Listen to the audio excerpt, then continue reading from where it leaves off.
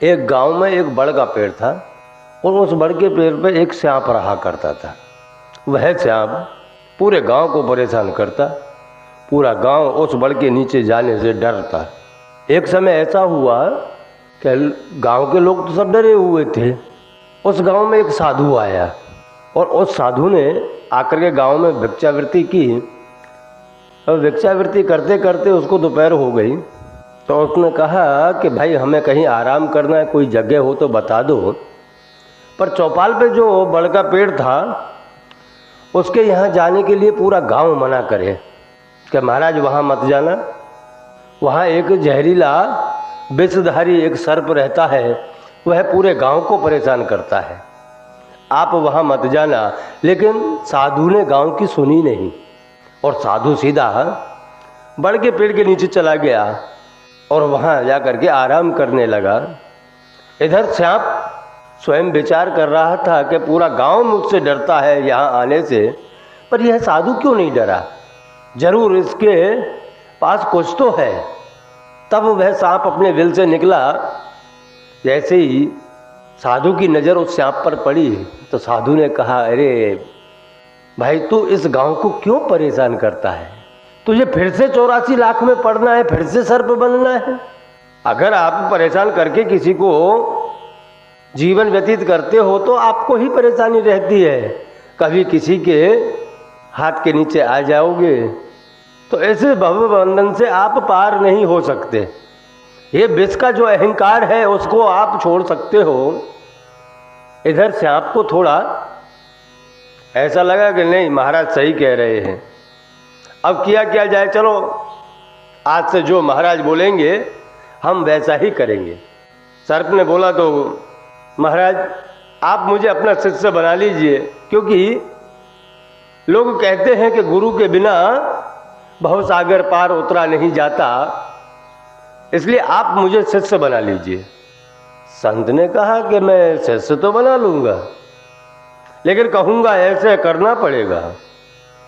उधर से आपने बोला कि आप जो कहोगे मैं वैसे करूँगा।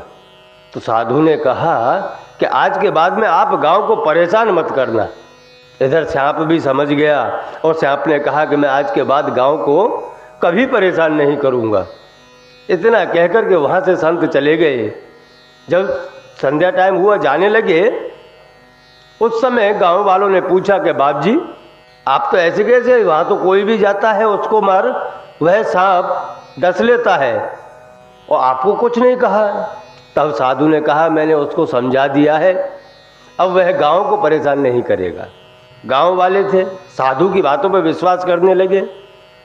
धीरे धीरे वह उस पेड़ के नीचे जाकर के बैठने लगे, पर डरते डरते बैठे। सांप उसी पेड़ की जड़ में कुंडली मार के शांत बैठा रहे, किसी से कुछ ना कहे। अब तो गांव वालों को विश्वास होने लगा कि नहीं ये सांप कुछ कहने वाला नहीं है, साधु समझा गया है इसको। फिर तो गांव के बच्चे भी वहाँ खेलने के लिए आए और खेलते खेलते, क्योंकि बच्चे तो बच्चे होते हैं, उनको क्या है, उनको तो पता है कि अब ये सांप कुछ कहने वाला तो है नहीं, संत जी ने समझा दिया है। फिर तो वह सांप से को पकड़े खींचे इधर से उधर, उधर से इधर, बेचारे को परेशान करें। अब तो हद ही हो गई कि सांप को डाली से लटकाए और उससे पकड़ के झूले। बेचारा सांप थोड़े ही दिन में अधमरा जैसा हो गया, चलने फिरने तक की ताकत नहीं रही। तभी उसी मार्ग से वह साधु फिर निकला और विचार किया कि मैंने उस पेड़ पर एक सर्प रहता था, एक सांप रहता था, उसको गुरु ज्ञान दिया था। ला जाकर के चेला को देखे तो सही कैसी हालत है, उसकी हालत कैसी है, उसको देखे तो सही। वहाँ आया और साधु ने आवाज़ लगाई, चेला कहाँ हो भाई, हम तुमसे मिलने आए हैं। पर वो तो अधमरा हुआ सांप जैसे तैसे उस जड़ में से बाहर निकला और निकल करके देखा कि गुरुजी आ गए। अब इधर गुरुजी ने देखा इसकी हालत तो बहुत ज़्यादा खराब है। इधर गुरुजी ने पूछा कि सांप यार तुझे ऐसे हालत कैसे हो गई है, ये क्या हुआ तेरे साथ। तब उस सांप ने कहा कि गुरुजी आप मुझे कह करके गए कि अब तू तेरे स्वभाव को शांत कर ले और गांव को परेशान मत करना, इसलिए मैंने गांव को परेशान करना बंद कर दिया।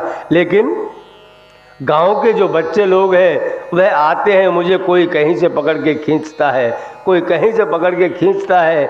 कुछ तूफानी बालक तो ऐसे भी हैं कि वह मुझे डाली से लटका करके मुझसे झूला झूलते हैं। अब तो बस यही रहता है कि मेरे प्राण कब निकलेंगे। तब गुरुजी ने कहा कि अरे मैंने तुझे काटने से मना किया था कि किसी को काटना मत, किसी को डंक मत मारना, किसी को जहर मत चढ़ा देना, लेकिन तू तो बिल्कुल ही शांत पड़ गया। मैंने तुझे जहर चढ़ाने से, किसी को काटने से मना किया है, ना कि फुफकारने से।